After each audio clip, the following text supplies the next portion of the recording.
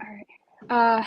Welcome back to Bodyslam.net. I have the honor and privilege to speak to somebody who I've been researching a lot about, getting to know more about him. He is on the card for Always Ready in a three-way tag team match, which is AJ Cazana, the Fixers, the Mortons, and AJ Cazana actually has a guest tag team partner. So I have the We honor think and he's privilege got of we speaking. think he's got a mullet too. We don't know for sure, but we're pretty sure he's the fourth member of the mullet gang. It's kind of like the Lollipop Guild from the Wizard of Oz, but except being like short and hand out lollipops. Like they're all gonna have just mullets. Oh my So god. Ladies and gentlemen, I am here with Jay Bradley, that's the ahead boss, of Jay NWA Bradley. Always Ready pay-per-view. Jay, how are you doing? I'm doing all right. I'm being a little bit of ransacked by my animals. Maybe you just saw my puppy. I put him down. He's a little bit too puppy right now, but I'm all right. Just getting ready for tomorrow's big event. And hey, knock that off. He's worse than Legursky, I swear. Like, mind of a child. Um, just getting ready for tomorrow's event. Crossing the T's and dotting the I's and X and the X's or whatever else we do. Make sure I got everything packed and ready for the weekend and the tapings that follow. And just had my fixer fuel. I think I had some chocolate Lucky Charms and some Cinnamon Toast Crunch mixed with a little Cookie Crisp and some chocolate peanut butter protein mixed in there. Powder is a protein shake and you pour it on top. That's what fuels us. So, yeah, that's what I'm doing. Now I'm talking to Uh, you. so I did my research on you, and I got like a bunch of questions I really wanted to like ask. Okay. If I really want to Obviously, answer, when I'll I was answer them. If researching, I don't, I it don't. said, okay, obviously, like when I was researching you, it says that you were a part of the of WWE Development from 2005 to 2009. Is that correct? Yep, that's correct. So, for you, what was it like just being in that system and being, with WWE? The system and WWE itself, I found to be a roller coaster. For me personally, WWE was always the ultimate goal for a pro wrestling career, and at the time, it was pretty much the only game in town. TNA and Ring of Honor were just kind of in their infancy stages. AEW obviously wasn't around, and you had Pro Wrestling Noah, which was kind of the top Japanese company at the time. Um, they were doing good business, but again, extremely hard to get into, and they were kind of like locked up solid. So, um, everyone at the time was trying to get into WWE, and I came in at a time where I would looking back. I think the company was in flux a little bit. Obviously, the company's changed a lot, but I think their developmental system wasn't nearly as refined as it is today. It was, I don't want to say it was like wild, wild west, but I think it was an afterthought for a lot of people in the company. And if they happened to get a couple stars out of there or bodies to help make stars, that was, they were fine with that. Um, on the other flip side of it, I can't speak highly enough of so many of the people that I came into contact with or worked with. A lot of them have gone on to do really big things as far as talent wise. Um, and I think even at the NWA, the last tapings, hang on 1 second. Hey, Knucklehead, come here. Come here. Okay, so he's going to probably spaz out here for a little bit. Anyways, I'll introduce, this is Boba, as in Boba Pet. Yes, I am a Star Wars fan, and this is where the name comes from. So, anyways, I think I said NWA tapings, there was like 10 or 12 of us that have all been in the developmental system, or we're all hired by Tommy Dreamer and Mike Bucci, who had great eyes for talent. And then a lot of us that have been coached by like Dr. Tom Pritchard and Al Snow, Danny Davis, and you name it. A lot of the agents that came through were guest coaches, or even like a Robert Gibson and a Steve Williams. So I got inundated it was like I don't want to say it was a crash course because it was over several years, but it was just an amazing time to learn and grow and really understand the business. And the coaches and the facilities did really well to provide that. And I think at one time in OVW, I think we did like 300 live events a year with weekly TV, and that's invaluable experience for a pro wrestler, especially if you're looking to get to a big company. With that being said, I don't think WWE really realized what they had at the time as far as talent, or they didn't keep a watchful eye on it. And then when they realized all the potential, I think that's when they started moving towards the NXT product that it has been for the last handful of years.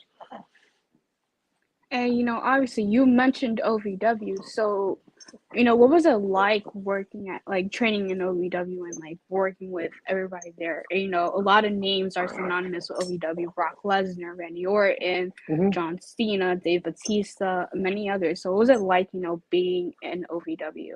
So when I was there, a lot of those guys had already made it up to the roster, but with that, like guys like Randy Orton and John Cena. Brock wasn't really in WWE when I was around, but got like Randy and John Cena and even other guys on the roster. Like if you came out of OVW and you did well at OVW, you were kind of like kin to them. Like it was kind of like not almost like a badge of honor, but like they knew what you had gone through or what you were working with Danny Davis and Al Snow and the rest of the staff down there. So some of the guys, not necessarily would look out for you or do you favors, because that's not often happen in pro wrestling. But again, you were kind of like one of the club at that point. So, you came from there or Danny Davis, gave you the thumbs up.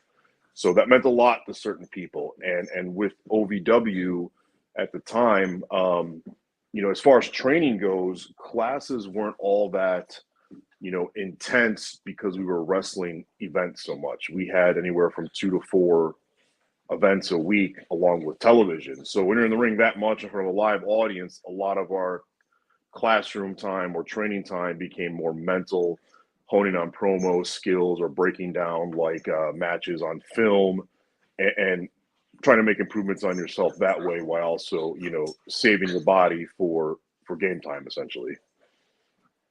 That's great. And, while I was in my research, it says that you've been in many other, independent promotions such as Warrior Wrestling, AAW, IWA Mid-South. So I always love to hear about people's journey through the indie scene. So tell me a little bit about your journey about being in the independent circuit. I did the indies. I did the indies for about 6 or 7 years, I think, something like that, prior to getting signed by WWE. The indies were a little bit different animal than they are now. Obviously, social media and the internet has just allowed independent companies to grow at a faster pace and become larger in the last handful of years. Then, a lot of it, we didn't have YouTube or anything like that. We relied heavily on like the newsletters, the info sites or dirt sheets, whatever you want to call them now, message boards to kind of figure out who was hot as far as a talent and what promotions were doing well. And so he's being a Legursky, and he's over here freaking out. He's trying to eat everything like a Legursky. But I had a crew out of Chicago, a carload of guys, a couple carloads of guys. When I was lucky enough to break in with some really talented guys like CM Punk and Colt Cabana, Ace Steel, and a guy like Vic Capri, who's still going to this day. And then later other guys like Danny Daniels and Ryan Boz, who now head up AEW. And I was booked for a long time, pretty much every weekend. I wasn't making a ton of money, but at the time I was a younger man. I didn't have a lot of expenses, and I was doing it for the experience. And it wasn't odd for me to have 2 or 3 matches a week. Sometimes it was one match, but I had standing invitations pretty much from places like IWA Mid-South with Ian Rotten. Like if I wasn't booked elsewhere and he had shows weekly, I was welcome to come down, whatever, and work the card. And we did that often just to get the experience. And there was a lot of guys that did that. Like there was a carload from like Michigan with like Chris Sabin and Alex Shelley and Jimmy Jacobs and Truth Martini that would come down a lot. There were some guys that would come up from like Tennessee. There was us coming down from Chicago, or even like an Austin Aries and a Davari or Ken Anderson coming down from Wisconsin and Minnesota, and guys coming over from the East Coast, which was kind of a thing at the time. So that was my journey to get a lot of that experience, and a lot of those guys that had that mentality, we all went on to do a lot of cool stuff in the wrestling business and have various degrees of success. I mean, truthfully, I don't do a whole lot of independence right now, and that's my own choice. Just where I'm at personally with my career and my life. And then after WWE, it's a different game after you leave a company like WWE and you return to the independents, just from your point of view, your expectations, your negotiating business more or less at that point. And then also I went into Impact Wrestling shortly after, a couple of years after that. So, I enjoy independence. I enjoy good independent wrestling. I think it's much more a free form of pro wrestling where, I think you get a hodgepodge of a little bit of everything, where there's less people trying to tell you what to do, as far as like with a big company with TV and network deals and advertising and sponsors and money, and they all want a product to look a certain way. But it is the basis of what we do, in a sense. It's where you cut your teeth. It's where you go out and try different things and grow as a talent. And again, I've literally, you probably saw in the research, I've shared locker rooms or been on shows just about every big name that's out there, across paths with them, and I've worked for just about every important or prominent pro wrestling company at some point in time in my career that's got some cool initials or has been popular at some point in time, from coast to coast. And even though it doesn't make you $1 million, I think Steve Carino told me, it's $1 million or 1 million memories in this business. And I've definitely got the 1 million memories, and I forget a lot sometimes until like someone like you reminds me, and I start talking about it. So, it helped me grow as a talent. It got me a lot of opportunities, and grow as an individual with a life experience. So it's it's definitely something I'm fond of. And obviously, you spoke amazing about your independent wrestling like experience, and now you're with the NWA, and you've been with them for quite some time. So what is it like, working with people in NWA? Like, you have a lot of names there, a lot of people that have also come up through the WWE system or have been through other promotions, and they have a chance to showcase themselves on a promotion like NWA. So what's it like, being over there now? I think it's me personally and professionally, just the time of my career and in my life as a man. I'm enjoying my time with the NWA probably more so than I have other places, or it's up there as part of one of my favorites, due to the fact that the way Billy, obviously we know Billy Corgan, he runs and operates it, but his staff, as far as with Pat Kenny and Kyle Durden and Billy Trask on the television side, they are very they trust talent, I should say. They don't say very. They trust us as the talent to go out there and do what we know we can do best, and be ourselves in that ring, and kind of not do things necessarily how we want to, but get their plans accomplished and help grow the brand by allowing us to be us. We're not very produced as far as compared to other companies with television products. You know what I mean? Like, it's just there's not a lot of there's not a lot of masters to serve with the NWA, as far as outside interest or television groups or anything else like that. It's Billy and his staff, And then obviously you guys, the fans, like what are the fans getting into, and how does Billy want to utilize that and make that grow, and what does he want to do with that growth? And plus that, like you said, there's so many people that have been through the developmental system or have had success other places, and I look across the locker room and I see a guy like Doug Williams who's from England and has been to Impact or TNA and Pro Wrestling Noah. And then, I look on the other side of the room, and then there's Ricky Morton's kid, who I'm probably going to be beating the crap of this weekend, who is, a second or third generation guy, and his family's been in the business forever.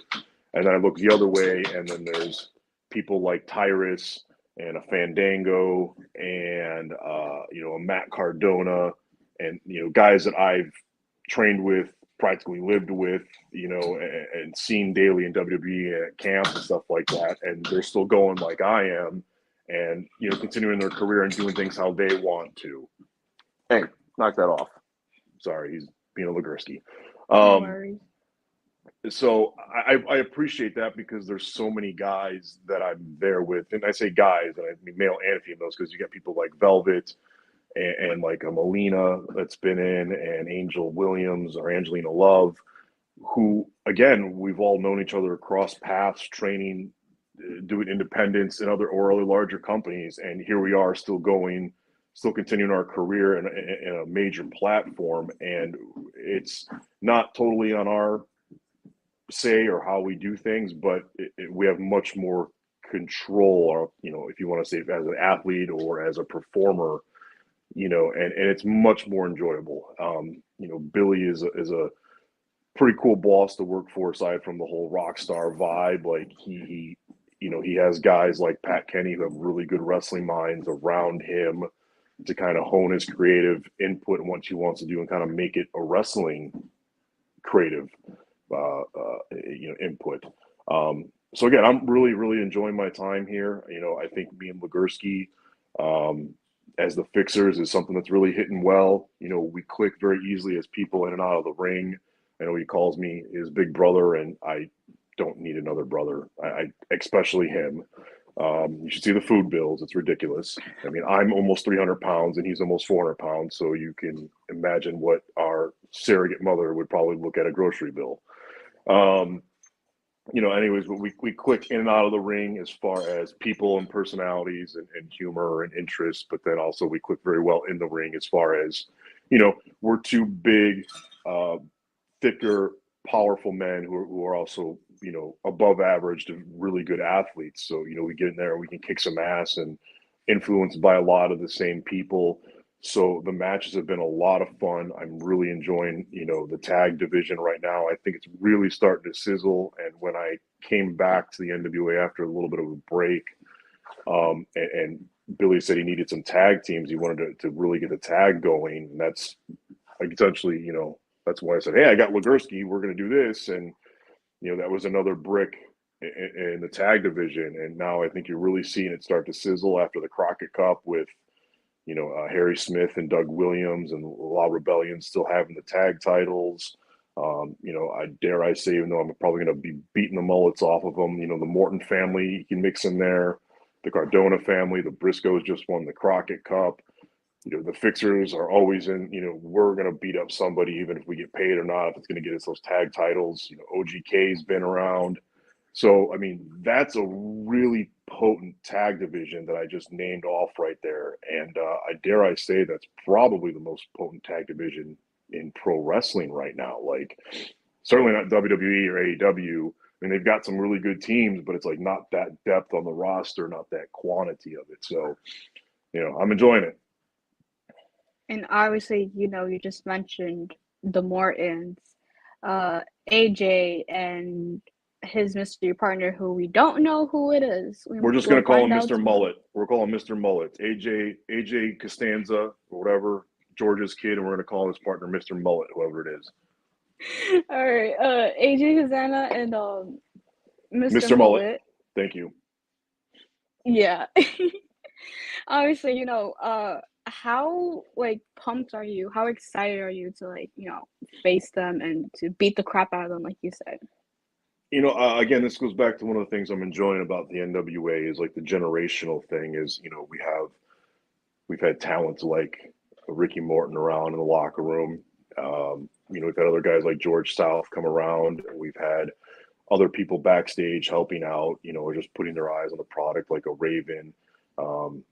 Jazz and Medusa are around as agents, producers, and the generational aspect being like you can look across and see a guy like Ricky who was pretty much a trailblazer as far as like the Rock and Roll Express goes, and somehow I'm gonna be standing across the ring from him, or in a triangle, and whatever, you get it, tomorrow night and beating him up, and this is and not the not like necessarily an age thing, but you're like you as a talent, I can't count how many Rock and Roll Express matches I've watched, and the fact that Robert Gibson, his current partner, but in the Rock and Roll Express, was a trainer of mine for a few years, and I've tussled with Robert on and off over the years in practice and in events. Hey, stop it! He's a knucklehead. Now I get my hands on Ricky.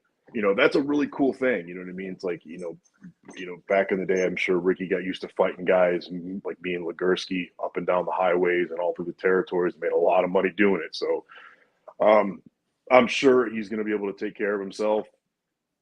I'm even more confident me and Legursky can take care of ourselves and then take care of him and that stupid kid. It obviously, once the Fixers end up winning this match, you're gonna. It's the smartest thing It's the smartest thing you said all interview, right there. The Fixers are gonna win this match. We're gonna speak this. We are speaking this into existence. When the Fixers eventually win this three-way tag team match, who do you have your eyes on now?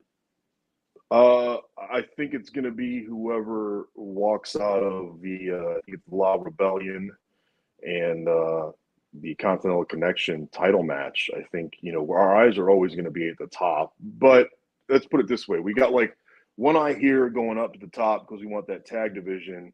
And we got the other eye going over here like where's catering and how much is there and what is catering? Is it Chipotle? Is it pizza? Is it steak and chicken, whatever, or we got to get our own cereal going.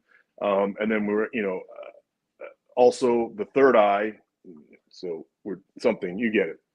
Yeah. This one, whatever, that inside one that people have, like that mystical one, is also want to be on how else can we make money? Like we're the fixers. We say we can fix anybody, anytime, anywhere, any place, or fix any problem with the same anytime, anywhere, any place. So, if Colby Carino wants to, get his bill squared up for what he owes the Fixers, we're going to be there to help him in the junior division. And I say help, we're going to, make sure he says his prayers and takes his vitamin and hits the gym so he's really strong for his matches. You know what I mean? We'll be on the outside to coach him verbally, to tell him what moves to hit and like to watch out for certain things. That's what I mean by that.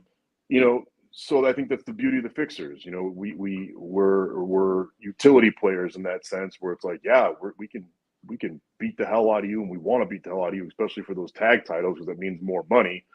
But we got other places we got other ways to make money. You need your back scratched, I can scratch your back and just put some money in my pocket, and we'll call it a good day. I got video games to buy, I got dogs to feed, I got cereal, I got a Legursky to deal with. Like, that's a lot of money. That's a lot of responsibility.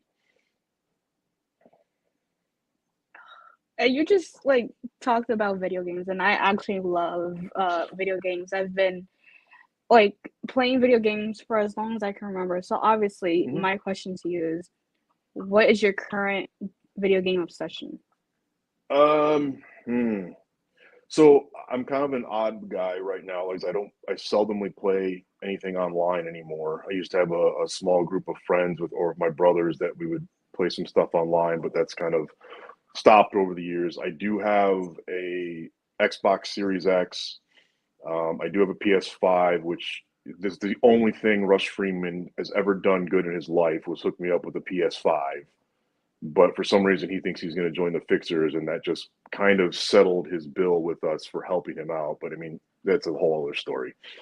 Um, I as far as Xbox goes, I'm really big. I love the Gears of War series. I've played that since its inception. Halo's a fun one.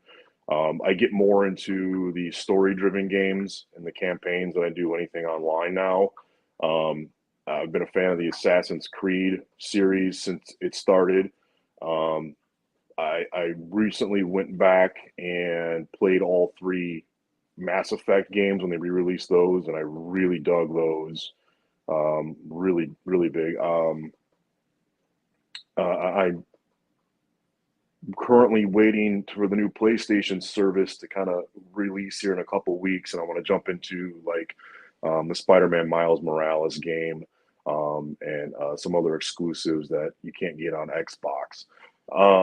As far as that, like I said, I'm pretty much just a more of a campaign storyteller guy, and if you can hook me in with some a fun game that not necessarily is, I don't want to say difficult, but I want to be able to pick it up, after I come home or after I'm on the road, pick it up and play it and enjoy it and kind of immerse myself in it a little bit and then put it down. I can do that. I don't want to get stuck into some competitive edge or anything else like that. So it's much more of a storytelling and a, kind of de-stressor for me. Other things that I dug the Uncharted series. I think that was a fun one. I thought Last of Us, those two games were phenomenal. The second one got a little bit too, political heavy for me, and I kind of just, if I play video games and stuff like that, like things I want to do to like kind of de-stress or entertain myself away from the rest of the world, like I don't want the rest of the world kind of getting in there. You know what I mean? Like, but I get why they do it. You know what I mean? Like, they use that as like artistic tool to, to get their point across or their stance or raise awareness on an issue.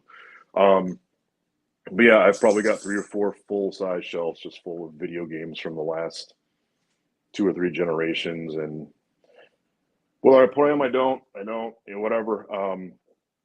But yeah, that's typically my go-to. I rarely watch TV unless it's like a streaming service, So yeah, that's my nerd side. I'm a big gamer, just kind of hang out. I indulged and got like a ridiculous sized all-LED TV and Dolby Atmos surround sound for all the bells and whistles, and you'll find me drooling myself to sleep as I blow shit up sometimes, but that's me. Oh my gosh, this was a fun interview. I actually really enjoyed talking to you. Cool, glad. Let the people know where they can find you on social media, where they can find NWA and all that good stuff. So NWA is pretty simple. Most of their social medias are just, at NWA or at National Wrestling Alliance. I'm sure you'll find either one of them. At NWA is on Twitter and Instagram, I believe, and I think National Wrestling Alliance is the Facebook. Me personally, you can find me on Facebook, a fan page of facebook.com/Jay Bradley, or it's Jay Bradley PW. I think I have both. I'm not on Twitter because I find it to be the most toxic environment on the face of the earth. And on Instagram, I am Jay Bradley PW. That's JAYBRADLEY. So my full name followed by PW for pro wrestling. Wrecking Ball Legursky is WB Legursky at Instagram and Twitter. I think he posts way more stuff about him and I than I do because, I give Legursky a little bit of flack that he's not the brightest, but he's an incredibly intelligent individual and he has multiple degrees, but he just has a one-track mind. So if it's food, that's all he can think about. So if you get him stuck on social media or the fixers, that's all he thinks about. So he gets really good stuff on highlight reels of us, and I'll retweet and share, but he's the go-to guy for a lot of the fixers social media. And again, he's WB Legursky on Twitter and Instagram, I believe, and then Wrecking Ball Legursky on Facebook. The multiple stuff comes across for the NWA. We obviously share that. Side note, we will have the new Fixer shirt available this weekend if you want, and it just says simply Fixers Rule. Black shirt, white lettering, Fixers Rule, kind of old school feel. That's us. They'll be available all weekend. See me or Legursky, or you can slide in my DMs, and I mean that in the most professional way. I don't want to see any penises or any nastiness in my DMs, you pervs. But yeah, hit us up. We got that. We got some fun merchandise coming, and NWA just released a bunch of new merch. I got myself a new hoodie. I got myself a new hat, a new tank top. I kind of went in and indulged with my talent discount and got some new summer swag. But they're always cranking out new merch, which is kind of a fun aspect to see that process. And me and Legursky got some fun stuff coming too, aside from the shirts. Then we've got some trading cards coming because, you know, baseball season, so you got to have a baseball card of a fixers, right? And you never know where else we're gonna pop up too. You know, I know there's a couple of promoters that have inquired about services rendered for their events and who needs to be fixed. So we might pop up near you. So come see us. All right.